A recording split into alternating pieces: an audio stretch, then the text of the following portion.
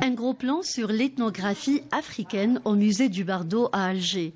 Un véritable voyage dans le temps pour découvrir la vie sociale des peuples africains du 19e et 20e siècle. Ces 150 pièces exposées ont été conservées depuis 1930 au sein de ce musée. Elles racontent le savoir-faire, l'histoire, le quotidien, les habitudes de l'homme africain de l'époque. Des collections du Bardo qui proviennent de plusieurs pays africains, répartis en 6 thèmes, entre autres des masques, les statues, la vannerie, les bijoux, les attributs royaux et les instruments de musique africains. Ces objets sont sous forme de sculptures, de paniers, d'instruments de musique, de masques et d'armes, à l'exemple de siraou, parmi les instruments cultes de l'époque faits à base de calebasse, en provenance de l'Afrique de l'Ouest, ou encore ce tambour du Gabon, datant du 19e siècle, ces poteaux funéraires venus du Madagascar. Ces pièces ont été collectionnées au début des années 30, à l'occasion de l'ouverture du musée du Bardo.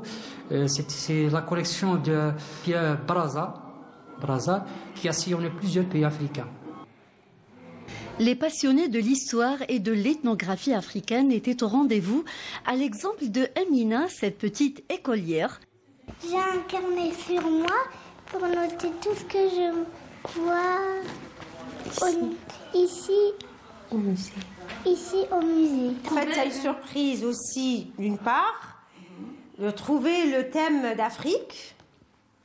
Oui. Et voilà, et la petite là, elle est en train de trouver des trucs qu'elle n'a jamais vus, malgré qu'elle c'est quelqu'un qui vit en Afrique.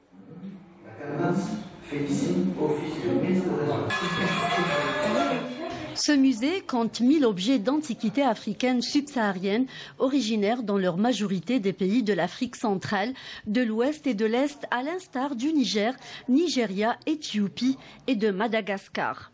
Ces œuvres exposées sont de véritables documents historiques qui vont beaucoup aider les chercheurs dans leur analyse, synthèse et classification, et ce qui va servir aussi de référence aux futures générations. Surtout qu'un projet du Grand Musée africain en Algérie est prévu prochainement.